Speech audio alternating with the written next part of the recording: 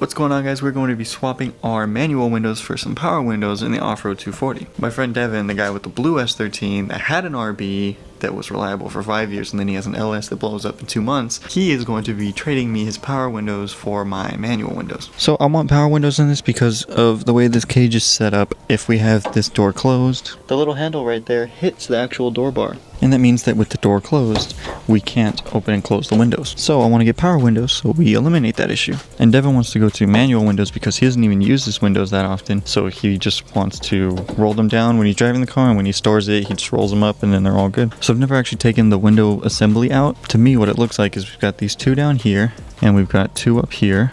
And that looks like that's the track assembly. And then we have 3 here for the handle assembly. And what I want to do is, because we're going to be keeping our glass, we're not going to be trading glass, is take out the 4 down here.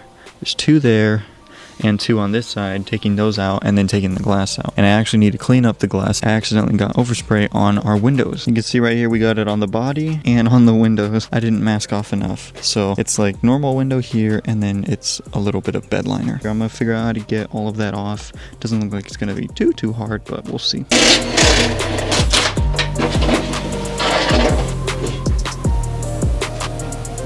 I actually also had to loosen the nut that's in here as well as the one in here because of that guy there. There's one on each side and that's like a stopper so it doesn't go too high. But you can see right here we have the window out and I need to clean up all this dirt, and now you can see a better view of the bed liner. Now I got to take out the other bolts I showed you guys and then the whole assembly should lift up.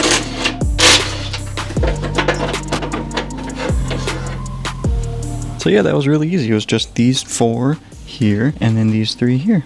And then it all came out. I labeled this side passenger, so now we can take the driver's side out. It's the same thing. Okay, so I just sprayed these down with water real quick. We're gonna try some Mr. Clean Magic Erasers and WD-40, because apparently that gets paint off, so hopefully that can get all this crap off. So let's find out.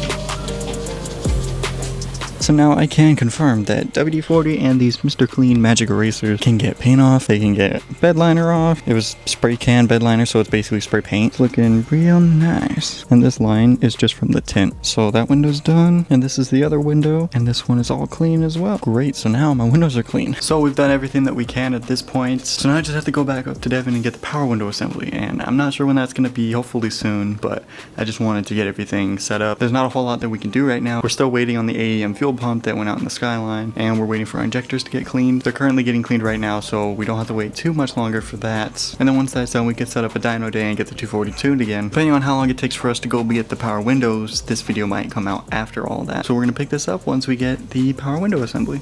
So if you saw my last video, we did a 24-hour day of just working on Devin's 240, and I traded him my manual windows that we took out earlier, and now I have his power windows. And I just figured out how everything works. This literally works off of 5 wires. So you got your power and ground, and then you got these 2 wires are just connecting the driver switch to the passenger one. We got the window amplifier, we got our driver switch, passenger switch, it's all wired in. If we look at the driver one and we roll it down,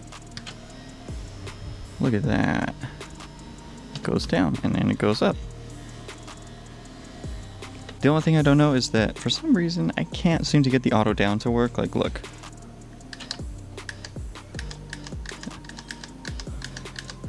It doesn't work. Oh. Hold on. Oh, you just gotta press it like a man and then it works. Okay. Okay, never mind. You just gotta like really press it and then it works. And then if we go to passenger, let's roll the passenger one up. Look at that. Roll it back down. Passenger does not have auto down, unfortunately. Even if you press it really hard, it doesn't do it. So the wiring is super simple. So basically on the driver's side, you're gonna have 4 wires that you need. You need your ground, your power, which your ground is this black, power is this white with a black stripe, and that's all you need in order to get the driver one to work. To hook up the passenger side, you have to use this red with black and this red with white. So the red with black you connect to the red with black that's coming off the passenger one. The red with white coming off the driver's side goes to the red with white on the passenger side, and that hooks up the passenger one. So now the passenger one works. So that's it. The wiring is super simple. I have a relay open in my fuse relay panel, so I'm going to land everything to that relay. But I wanted to make sure everything worked out of the car before we throw it in the car. And I used wire harness tape to clean all this up, just make it look nice. So now all we got to do is throw it in the 240.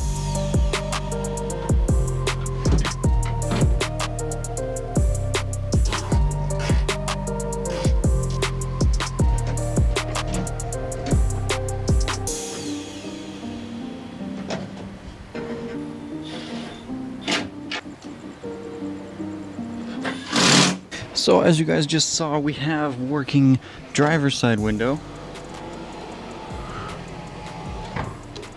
So that's awesome. Everything's all tightened down.